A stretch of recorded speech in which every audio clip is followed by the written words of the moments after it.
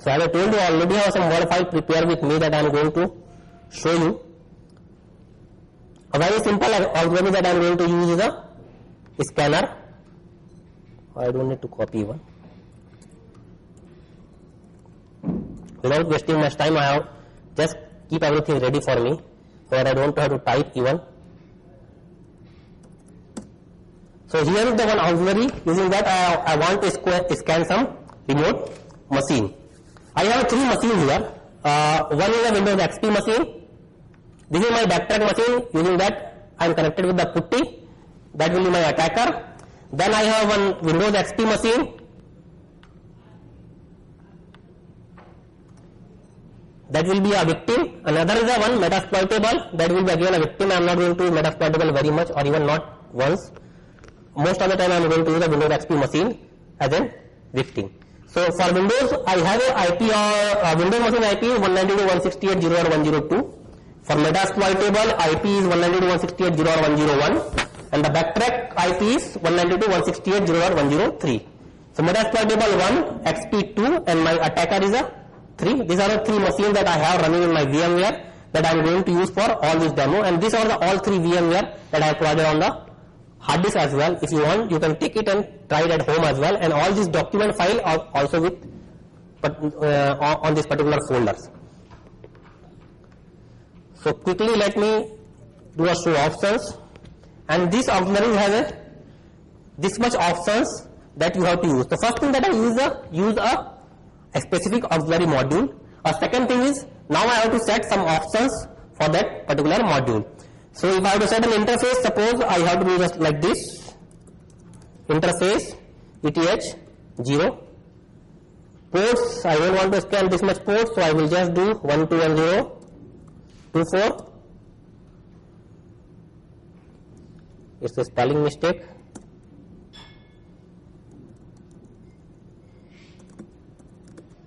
Oh shit.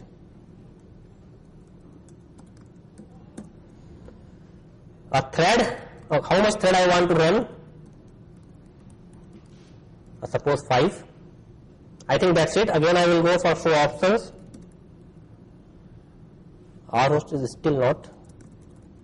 R hosts 192.168.0.102. This is my Windows machine, and now I have all the options ready with me.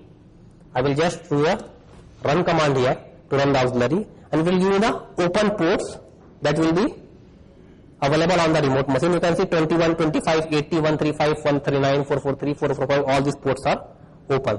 So there is near about something like show, if I will do show, sorry,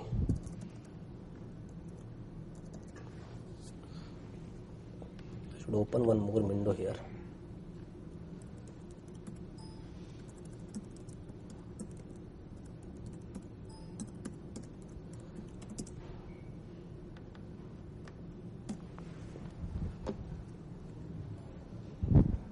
So it will give me a list of auxiliaries that this module has, and based on your requirement you can select these auxiliaries.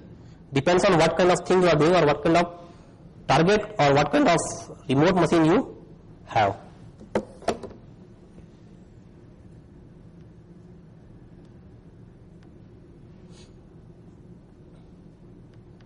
So here we got a result. There about some port that I already told you 21 something are open. The other auxiliary that I might want to show you is one. Okay, so there is one you see on the report previously, you have just might have seen. I will run again. A port 1443 is open, I think so. Sorry, my mistake. I haven't included the ports number. Let me do it 2048 just to make it fast, nothing else.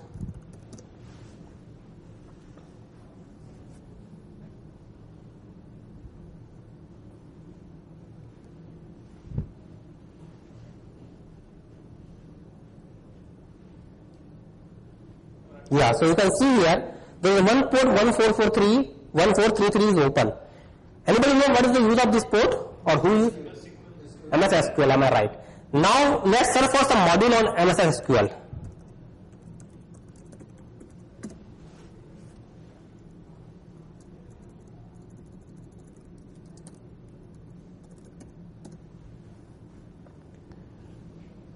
it will show you a list of auxiliaries as well as exploit for the MS SQL. You can see it here. There is some module called MS SQL enum, MS SQL exe, MS SQL IDF, so forth and so on. And then you have some exploit here. You can see some exploit and some auxiliary. If I will go and use a one exploit. Suppose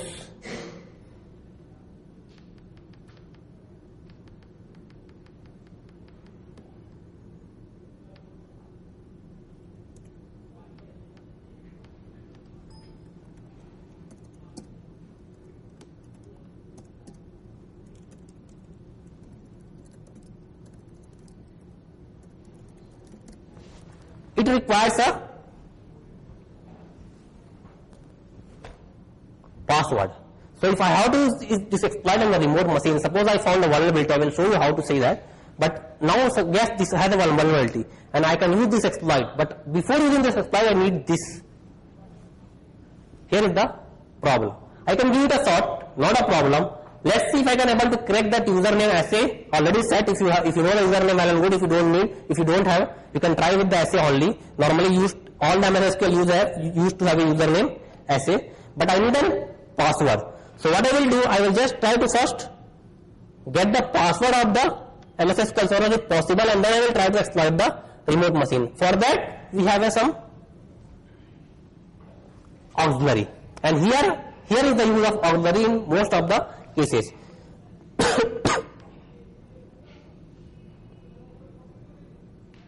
So this is the auxiliary that I am going to use. I am not using MS SQL ping because we don't have much time to show you all the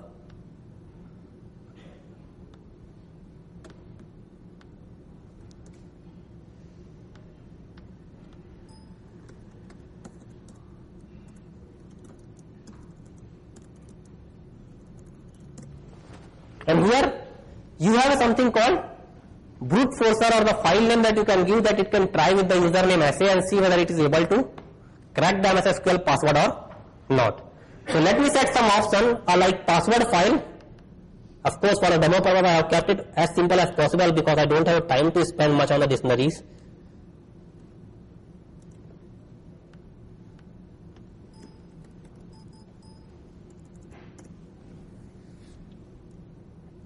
Of course, set R host 192.168.0.102. Set, of course, I should do RFDS threads 5. I mean, anything else? Show options. Whatever is required is yes. So if yes is there, 5 is there, not required a password, I given the file name, or host is there, port number is there. Stop on success is false, I will do 2 to that so that it don't.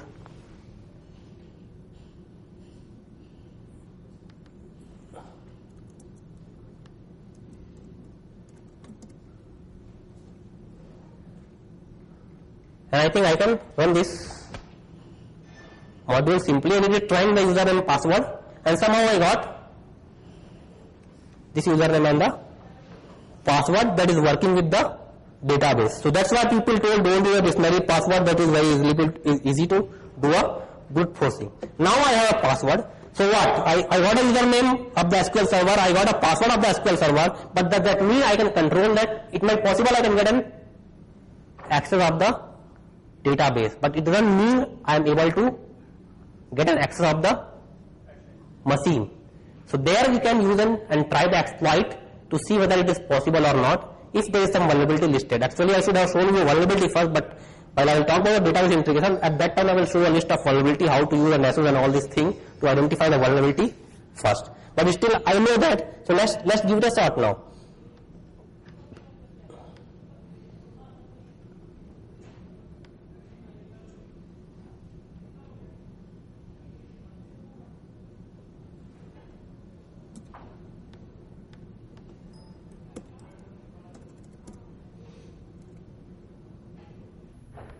Is very difficult. I was aware that MS SQL has that vulnerability, I installed that, I did that. But suppose if I have to do on the real time environment, I have to do one by one, hit and try for all the ports open related to all the vulnerability. Am I right?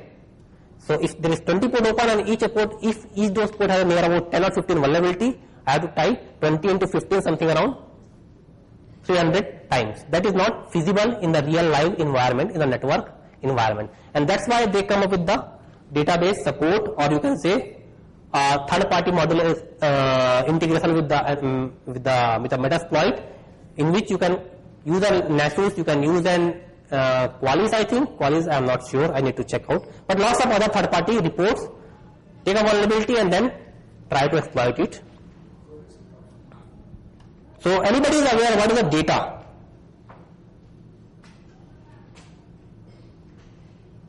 Talk about exploit, then what is the data? If I have to, again, you guys might have think about, I'm just forcing you to think about the picture that I have just put it on my presentation. If I have to represent data in the same format, or if I will ask, if we talk about the job normally data, what we think about? Why the data is required? So when we talk about the data, we always think about some unstructured format. Am I right? That is, because of that we write a database so that we can make it structure. So yes, so for data for me is like this. It's not mine. You cannot just say me I am the maniac. 1,000 years back guys are also maniac, and this is the way I'm sorry I couldn't get any less vulgar picture than that. But this is something like a database. You can serialize everything in proper manner. So what is the need of database? Of course, penetration testing, easy management and storage results, and report generation.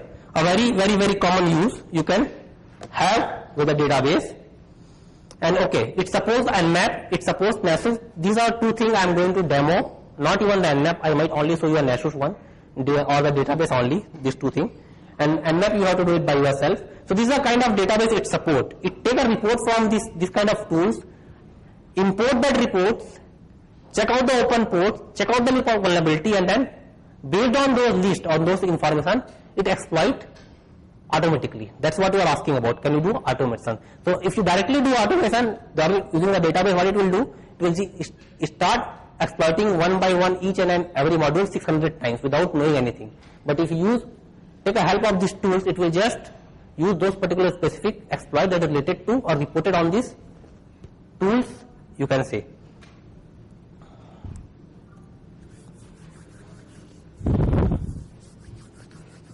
A supported database, MySQL, Postgre, SQLite.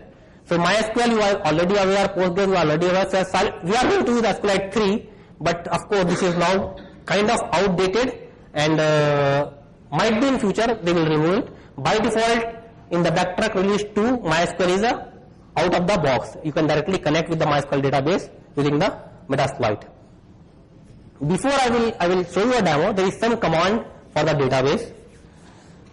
A DB driver, first thing you have to do is DB driver, select a database that you want to use, whether you want to use MySQL, whether you want to use an Postgres or the SQLite 3, then DB connect to the database, and then do whatever you want, DB import, DB host, DB, all these things, other command, DB delete host, you can add host, you can delete host, like this. So our important command is DB driver, DB connect, and the last one is the DB autopon. This is the one that you might need when you are automating the exploit. That what it does, basically it will take all the input from the database and then do an automation.